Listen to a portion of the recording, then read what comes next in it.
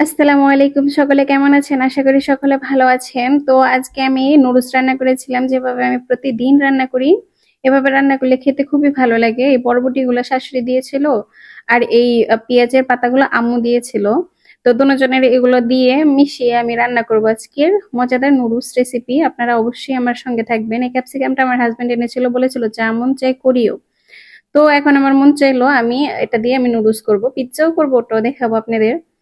তো এতে আমি সব কুটাকাটি করে নিয়েছি। ছোট ছোট করলে একটু সুন্দর হয়, খেতে খুব ভালো হয়। মুরগিও দেবো, আবার ডিমও দেবো নুডলসে, টেস্ট বাড়ে। আর এটা ছোট পেঁপে, যেটা আমার শাশুড়ি দিয়েছিল, আহ ও বাসা থেকে নিয়ে আসছিলাম, সেটা কেটে নিয়েছিলাম, ওটা খেয়েছি, খুব মিষ্টি। তো ফার্স্টে আমি মুরগিগুলোকে ভেজে নেব। আদা রসুন দিয়েছি, আর একটু তেল দিয়ে দিলাম। মশলাও দেবো, অল্প দেবো। নুডলসে মুরগির মাংস তো অত বেশি লাগে না। একটু মরিচের গুঁড়া দিয়ে দিয়েছি, সাথে একটু সস দিয়ে দিব। টমেটো সস দিলে খেতে খুব ইউনিক লাগে, আমার কাছে মনে হয় ভালো লাগে খেতে, টেস্ট একটু অন্যরকম আসে।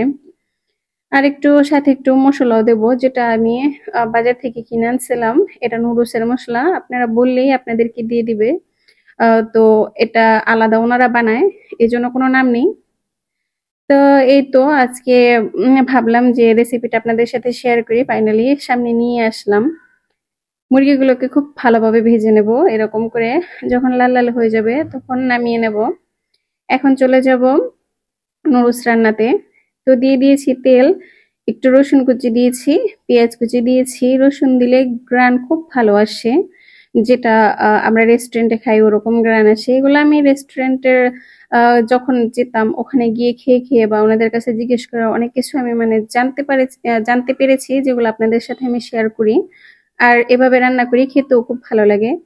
তো পেঁয়াজের সাথে বরবটিটা ভাজা করে নেব। এটা সিদ্ধ হতে একটু সময় লাগে, এই জন্য এই আইটেমটা একটু আগে দিলাম।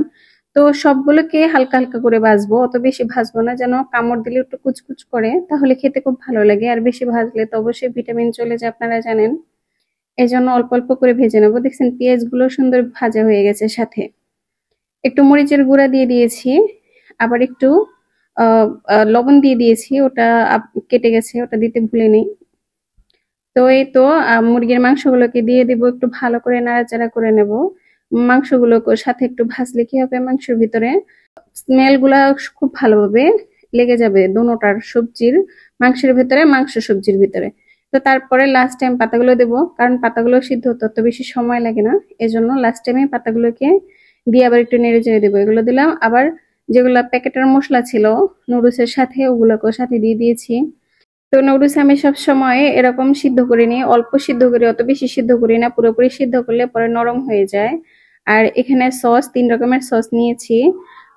টমেটো সস, সয়া সস আর চিলি সস, এই তিনটা একসাথে মিক্স করে দিয়ে দেবো। ফার্স্টে মিশাবো না, ফার্স্টে মিশালে পরে কি হয়, এটা তিতা তিতা লাগে। এই জন্য যদি শেষে দিই, চুলা কিন্তু আমার চলতেছে, কিন্তু এই এই সময় দিয়ে দিবেন, চুলা অফ করবেন না। তো একটু ভালো করে, আবার একটু ভালো করে নাড়াচাড়া করতে হবে। নাড়াচাড়া করলে তাহলে একটা আরেকটার সাথে সুন্দর করে লেগে যাবে। আর যেহেতু নুডলস আমি অত বেশি সিদ্ধ করিনি, এই জন্য নুডলসটা আমার ভাঙবে না। একটু টেস্টি সল্ট দিয়েছি, এটা স্বাদ বাড়ানোর জন্য।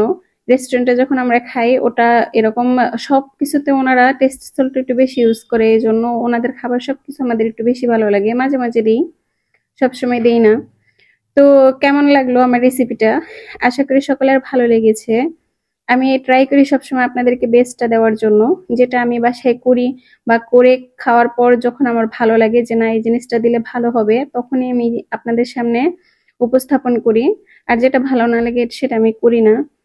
তো আপনারা সকলেই আপনাদের ভালোবাসা দিয়ে, মূল্যবান মন্তব্য করে আমার পাশে থাকবেন, আমিও আপনাদের পাশে আছি।